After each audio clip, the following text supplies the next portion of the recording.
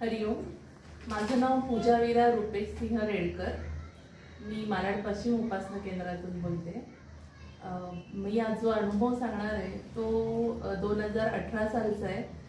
जेव्हा माझा मुलगा 5वीला होता आणि सकाळी शाळेची तयारी करायला निघाला आणि युनिफॉर्म वगैरे घातला. म्हणजे माझे मिस्टर त्याला तयारीच करत होते आणि मी त्याचा डब्बा भरत होते आणि अचानक हा उभ्या उभ्या रुपेश सिंहच्या खांद्यावर पडला.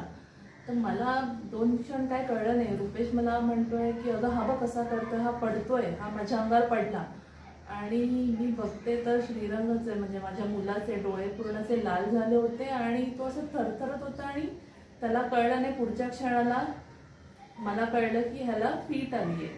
आणि त्या क्षणाला एक आई म्हणून मी जेव्हा हा विचार केला की हे माझ्या मुलाला काय होतंय, अशी कशी अचानक फीट आली ह्याला, आणि माझ्या पायाखालची जमीनच सरकली. कारण मी लहान असल्यापासून माझ्या वडिलांना हाच आजार होता.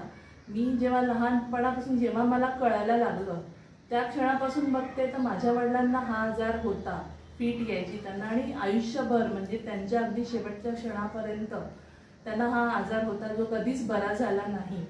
त्याच्यामुळे मी हेच हेच पाहत मोठी झाले होते आणि हेच परत आता माझ्या मुलाच्या नशिबात आलंय. हा त्या क्षणाला जो विचार आला ना, त्या क्षणाने मी खूपच घाबरले होते. सगळ्यात महत्त्वाचं म्हणजे अशा वेळेला आपल्याला सगळं जे काय सुचतं ते म्हणजे पहिल्यांदा बापूंचं नाव. ज्या आकंठाने मी बापूंना हाक मारली त्यावेळेला म्हटलं, बापू मला हे नाही पाहायचंय, हे काय दाखवतंय तुम्ही मला. मी हेच पाहत मोठं होत आले आणि तिथे माझा मुलगा अक्षरशः त्या फीटच्या ह्याच्यामध्येच होता आणि मी बापूंना ओरडते, बोलते, त्यांच्याशी भांडते की बापू मला हे असं नाही पाहायचं, हे तुम्ही काय दाखवताय मला. की माझ्या मुलाला मी परत हेच बघायचंय. मी आयुष्य बघून माझ्या एक मुलगी म्हणून वडिलांना आपण जेव्हा म्हणतो खूप वेगळं नातं असतं एक मुलीचं आणि वडिलांचं, पण ते मी त्यांच्याशी कायम हेच बघत आले. ते कधी मी त्यांना नॉर्मल आयुष्य जगताना ते बघू शकले नाही. आणि हेच आता परत माझ्या मुलाच्या बाबतीत होणारा विचार करून खूप मला वाईट वाटलं.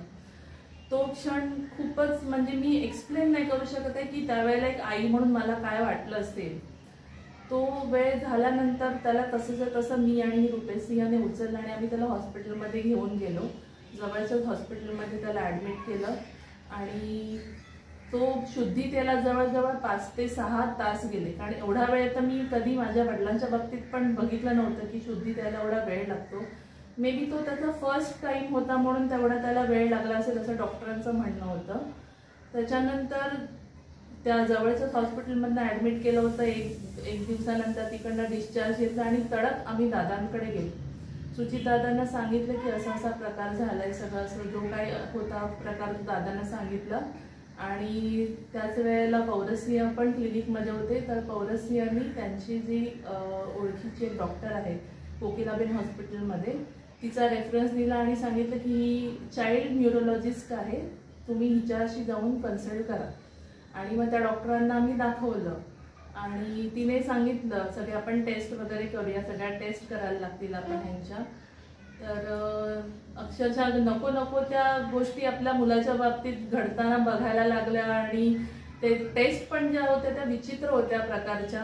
खूप अशा वायरी आपण ज्या नेहमी TV-मध्ये किंवा सिरियलमध्ये पिक्चरमध्ये बघतो, भरपूर वायरी आपल्या मुलाच्या डोक्याला लावल्या आहेत आणि त्याचे टेस्ट चालू आहेत. हे जे प्रकरण जे आपण आपल्या मुलाच्या बाबतीत बघतो हे खूप दुःख देणारं असतं. पण ते सगळ्या केल्या कारण आम्हाला दादांनी तर सगळ्या सांगितलं होतं त्या डॉक्टर सांगतील तसं करायचं. आम्ही त्या सगळ्या टेस्ट केल्या आणि त्या टेस्टचे रिपोर्ट आल्यानंतर जेव्हा त्या डॉक्टरांना दाखवलं त्या म्हणाल्या की ह्याचा जो आजार आहे हा जेनेटिक आहे. तर हे ऐकल्यावरती मला अजून वाईट वाटलं. तिने विचारलं तुमच्या घरात कोणाला हा आजार होता का. तर मी तिला म्हटलं हो, माझ्या वडिलांना हा आजार होता, त्यांना म्हटलं फीट्स यायचे. तर ती म्हणाली त्याच्यामुळेच हे असं झालेलं आहे की होतं एक जनरेशन सोडून दुसऱ्या जनरेशनमध्ये कधी कधी हे असे आजार आपल्याला पाहायला मिळतात.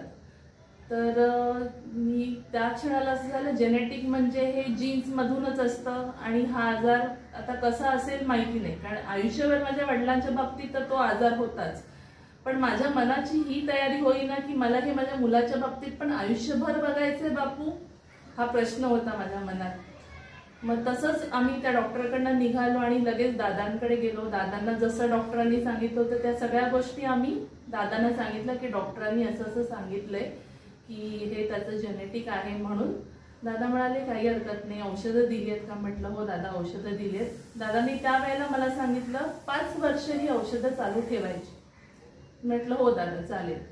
त्या क्षणापासून आम्ही न चुकता अगदी प्रत्येक वेळ त्याची पाळायचो. औषधाची वेळ जराही चुकवायचो नाही. 5 वर्ष त्याच्यासाठी आम्ही ही औषधं चालू ठेवली सतत.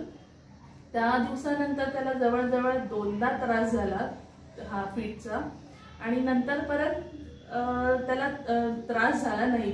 तर 2023 साली म्हणजे आता ह्या वर्षीच्याच फेब्रुवारीमध्ये 5 वर्ष पूर्ण झाली श्रीरंगाच्या ह्या आजाराला. पण दादांनी सांगितलं म्हणून गोळ्या आम्ही चालू ठेवल्या होत्या आणि ह्याच वर्षी श्रीरंगाचा 15वा वाढदिवस जूनमध्ये होता. तर दरवर्षी त्याला असं असतं की आम्ही दादांकडे किंवा गुरुक्षेत्रमला तरी त्याला दर्शनाला घेऊन जातो. तर 15वा वाढदिवस होता म्हणून खास तो मला म्हणाला आई आपण दादांना भेटायला जाऊया. म्हटलं ठीक आहे. मग आम्ही क्लिनिकमध्ये गेलो आणि दादांना भेटलो त्याच्या वाढदिवसानिमित्त आणि दादांना सांगितलं श्रीरंग आता 15 वर्षाचा झालाय, मला तुमच्या खूप आशीर्वादाने सगळं छान चालू आहे. आणि मग दादा स्वतःच म्हणाले मग आता 10वीला असेल ना? म्हटलं हो दादा आता 10वीला आहे. दादांनी त्याला ऑल द बेस्ट केलं, खूप छान अभ्यास कर सांगितलं. आणि मग नंतर अचानक रुपेश सिंहच्या मनात आलं की दादा तुम्ही 5 वर्ष औषधं चालू ठेवायला सांगितली होती, त्याची 5 वर्ष आता पूर्ण झाली आहेत.